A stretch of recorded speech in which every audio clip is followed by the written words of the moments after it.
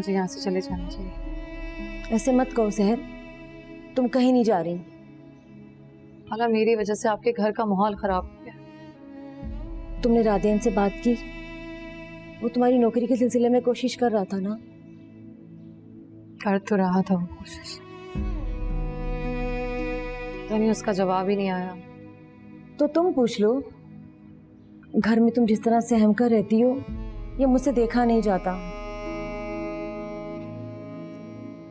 मैं जाती हूँ उसके स्कूल। हाँ चली जाओ और हौसले से काम लो बेटा। बुरा वक्त आ गया तो कहीं से अच्छा वक्त भी चल पड़ा होगा। उसे तुम तक पहुंचने में शायद थोड़ा वक्त लगे, लेकिन आएगा सहर। इंसान को बुरे से बुरे हालात में भी अल्लाह से अच्छे वक्त की उम्मीद रखनी चाहिए बेटा। तनी कौन से अच्छे वक्त की बात कर रही हैं आप खाला? एक बात कहूँ?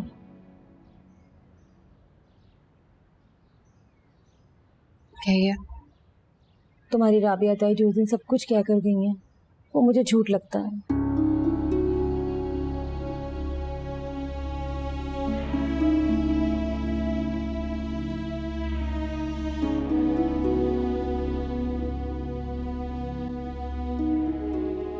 और ये कागज खाला?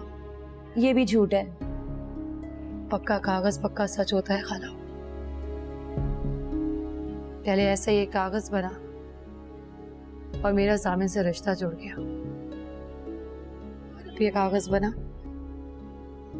तो मेरा जामिन से रिश्ता खत्म हो गया। शायद इन कागजी रिश्तों की उम्र इतनी ही होती है खाला। तुम फिर नाउमीदी की बातें कर रही हो। मैं नाउमीदी की बातें नहीं कर रही खाला, मैं खुद को किसी भी खुशफहमी से रोक रही हूँ। ये रिश्ता अब खत्म हो चुका है और आप भी मुझे इस रिश्ते की याद मत दिलाया करें।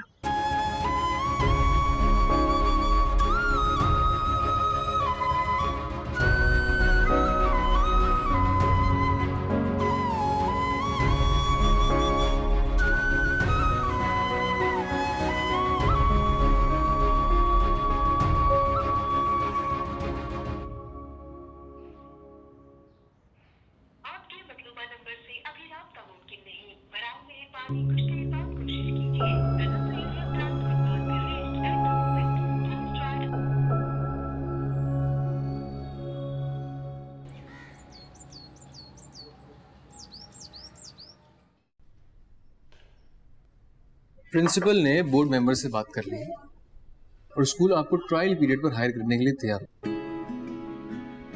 3 महीने का आपका प्रोबेशन पीरियड होगा और आपकी परफॉर्मेंस देखते साथ ही आपको परमानेंट कर दिया जाएगा। शुक्रिया, बहुत शुक्रिया रात। अरे शुक्रिया कहकर मुझे शर्मिंदा मत करो। कब से ज्वाइन कर सकती हूँ? आज क्या है? आज है 25 फर्स्ट से कर लो। ठीक है। और कोई भी मदद चाहिए हो तो मुझसे आप बेझिझक कह सकती हैं। ठीक।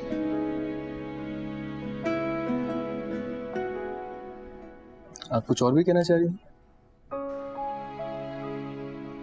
नहीं, मैं चलती हूँ।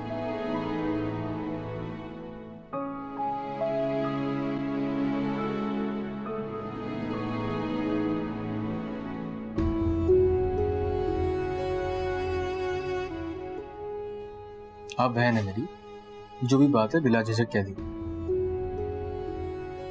वो मैं ज्वाइनिंग के बाद अपनी खाला का घर छोड़ना चाहती हूँ। ठीक है। आप किसी गर्ल्स हॉस्टल में मुझे कोई कमरा दिलवा देंगे, या फिर आप मुझे बता दीजिए ये सब कुछ कैसे किया जाए, मैं खुद कर लूंगी। 1-2 दिन दीजिए मुझे, मैं इसकी इंफॉर्मेशन लेके बताता हूँ। शुक्रिया राधा, शुक्रिया।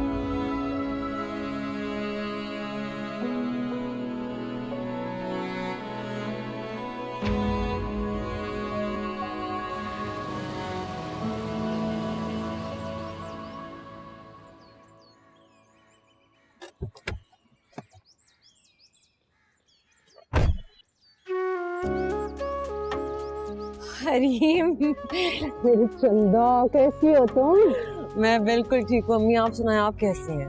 आपने मुझे मिस किया? ताईजान। वालेकुम सलाम। मिस? रोजाना 24 घंटे याद करती थी तुम्हें। पूरे 15 दिन बाद वापस आई हो तुम। अच्छा बताओ, तुम खुश तो हो ना? लेकिन इतनी वीक क्यों लग रही हो? मुझे लगता है घूमने फिरने के चक्करों में तुमने अपने खाने पीने का बिल्कुल ख्याल नहीं रखा। नहीं मम्मा, ऐसी कोई बात नहीं, आई प्रॉमिस। अच्छा चलो आओ ना, अंदर आओ। अस्सलाम वालेकुम। क्या हो रही है जान? कैसी हैं? मैं ठीक हूँ। अस्सलाम वालेकुम चाची जान। मेरा बच्चा आ गया तुम लोग। दुनिया की पहली बहू देखी है जो अपनी सास से मिलकर इतना खुश हो रही है।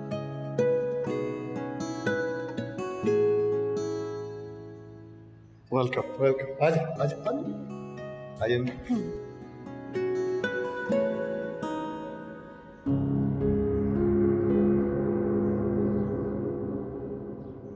हरीम से तलाक की बात पहले आप करेंगी या मैं जामिन से करूं? थोड़ा रुक जाओ, वक्त और मौका देखकर मैं खुद बात करूंगी।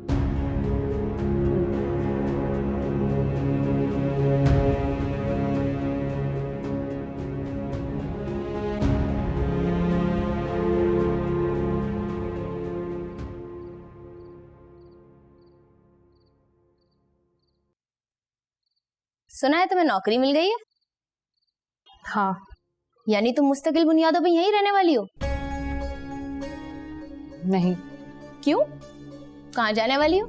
पता नहीं, अभी जॉब लग जाए, पैसे हाथ में आ जाए, कोई ना कोई बंदोबस्त कर लूंगी।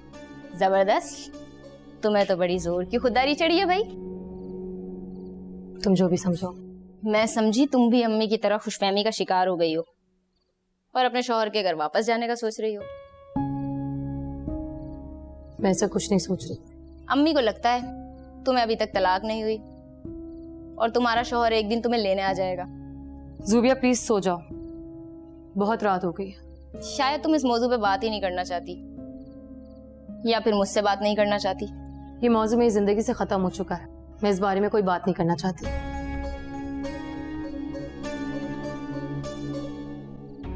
सैर बेटा, जी जरा बात करनी है, आना मेरे साथ। आ रही हूँ।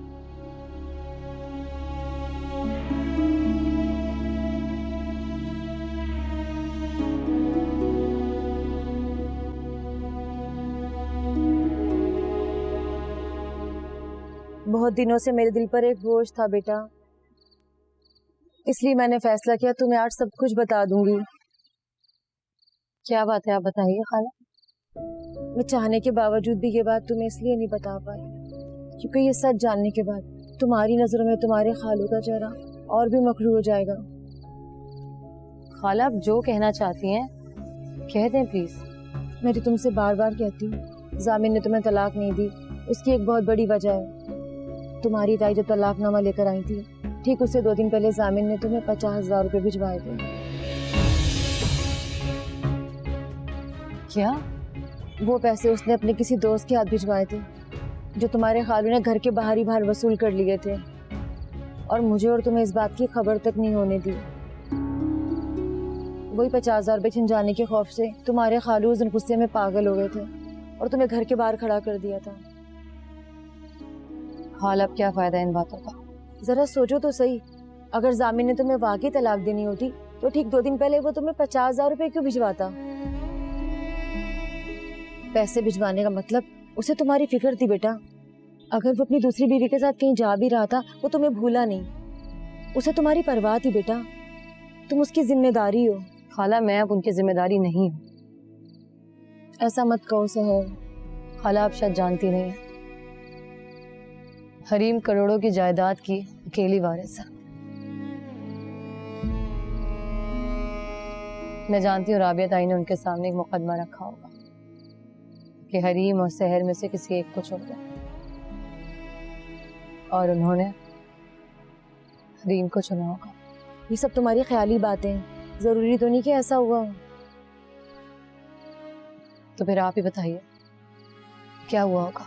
मुझे तुम्हारी ताई का लाया हुआ तलाकनामा सरासर झूठ लगता है। जामिन तुम्हें तलाक नहीं दे सकता। खाला, मैं उस आदमी को भूलना चाहती हूँ और आप बार बार उसका नाम मेरे सामने लेके मुझे उसकी याद दिलाती रहती हैं। मैं बिना किसी उम्मीद, किसी सहारे के अपने पैरों पे खड़ी होना चाहती हूँ। प्लीज आज के बाद इस आदमी का नाम मेरे सामने मत लीजिए।